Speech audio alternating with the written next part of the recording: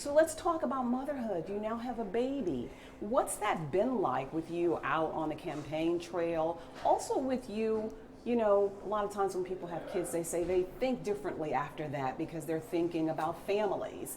They're thinking about how tough it is for families. So are you feeling some of that? Well, I will tell you, I am so blessed to become a mom. My son Sam is almost a year old, the end of this month in August, and it has been life-changing. And I think every parent will say that.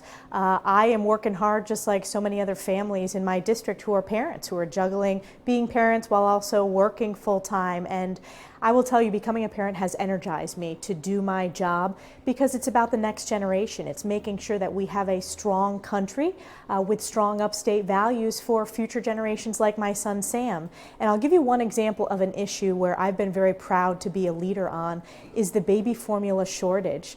I saw that firsthand as a mother. I was proud to be the first member of Congress to raise the alarm with the FDA when they closed the one baby formula manufacturer. And I've authored legislation that we intend to pass in the next Congress. Unfortunately, Nancy Pelosi hasn't brought it to the floor to make baby formula available now on our shelves. Sam is formula fed, although he's at that year age, so he's doing solids and is about to transition off of formula. But that's allowed me to see firsthand those empty shelves, whether it's at the grocery store like Price Chopper or whether it's at Target. So that's an example where being a young mom has helped me advocate on an issue that's not a partisan issue, whether you're Republican, Democrat, Independent, or Conservative. If you can't access formula and you're not able to feed your baby, that is a crisis, and it's an example of me being able to put forth solutions to solve those issues. Let me ask you about your opponents. I want to make sure I read this correctly. Castelli has said that you're one of the most extreme Republicans in the House, and Pretorius says that he is casting you as being being an independent thinker, that you think along the lines of Mr. Trump. What's your response to those two? My record speaks for itself. I'm proud to be in my fourth term. When I first ran for office, I was proud to be the youngest woman ever elected to Congress, and I've kept my promises to this district. I'm ranked as one of the top 10 most effective Republicans, and I'm ranked as #1 most effective Republican when it comes to advocating for small businesses. That's an outside organization, the Center for Policy Effectiveness. And I've always focused on delivering results to this district, whether it's constituent services, delivering over $5 million of veterans benefits to upstate New York and North Country veterans, helping our seniors with Social Security as well as Medicare, or passing legislation like the Older Americans Act, which is bipartisan.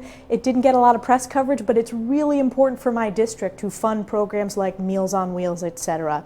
Those are just a small portion of the results I've been able to deliver. My constituents know me very well. Both of those individuals moved to the district, so they're just getting to know it. One's from Poughkeepsie, the other one is an attorney from New York City. What they're soon to find out this November is I will always outwork my opponents and win not only Republicans, but independents and a good portion of Democrats. Is that something that you do? You choose just not to respond to what they're saying and talk about what you think are your strengths? I have always focused on talking about the issues that matter to my constituents, and while they want to attack, it's because they have no solutions, whereas I can point out the results I've delivered. And again, my record speaks for itself, and I'm working hard getting around the district, visiting small businesses, hearing directly from the community, opening up county fairs. I'm attending my 5th county fair later on, actually next week. So I am working hard getting across upstate New York and the North Country. Liz Cheney has said that she might run for president. Is that something you would do? I am focused on running for re-election in the House. This is a new redistricting, so I have new counties that are added to my district. It got bigger, so it's about 1/3 of New York State's geography is in my district. That's what I'm focused on. Liz Cheney, there's absolutely no path for her in elected office ever again. The voters spoke loudly and clearly in the state of Wyoming, but my focus is always making sure that I bring this district a voice at the highest levels. You're a friend of Mr. Trump's. Have you spoken to him since the FBI raided his home, and how is he doing? I have spoken to President Trump. I speak to President Trump a few times every week, and he is energized in his mission to save the country. He's very helpful in working with House Republicans as we work to win back the majority to really help address these crises that the American people are facing under unified Democrat rule. We have the highest inflation in my lifetime. I'm 38 years old. This is highest inflation in in 40 years. We have gas prices that have nearly doubled. So we need to fix those solutions, and then we'll get to 2024. But I believe President Trump is going to run, and I'll strongly support him. Do you think that that whole raid and what was taken endears people to him more, people who will possibly vote for him because there is talk that he could run again? Or do you think people look at that and say, wow, they took away some documents that shouldn't have been there, and maybe we should move back from the Republican Party?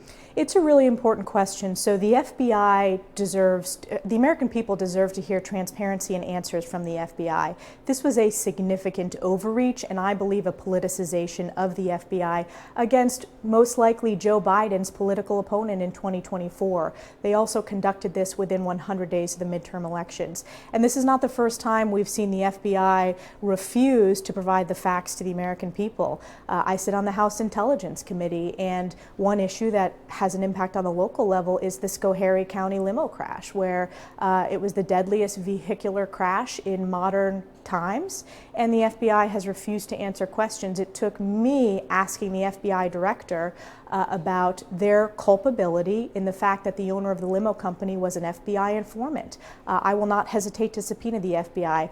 All of these agencies, they report to the American people. They work for the American people. So when we want to bring transparency and sunlight, that's the most important piece. So there's a lot more information that the FBI needs to come forward. The affidavit that was used to justify the search, as well as the contents that they raided, which included unclassified documents and declassified documents. So there's going to be more information. That's what I want them to turn over to Congress. But why do you think the president didn't comply when he had a year to do so? He did comply. So the lawyers were in conversation. They complied with the documentation.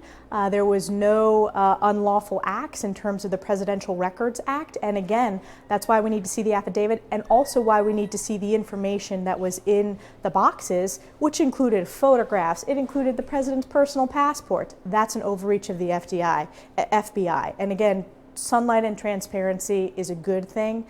For every agency, the FBI needs to be transparent with the American people. A judge today said that he may release some of those documents. You're in favor of that? Absolutely. The documents should be released. I believe 100% of the documents should be released. And if there are questions as to the classification issue, I sit on the House Intelligence Committee. We are able to see the most highly classified documents. They need to be turned over to Congress.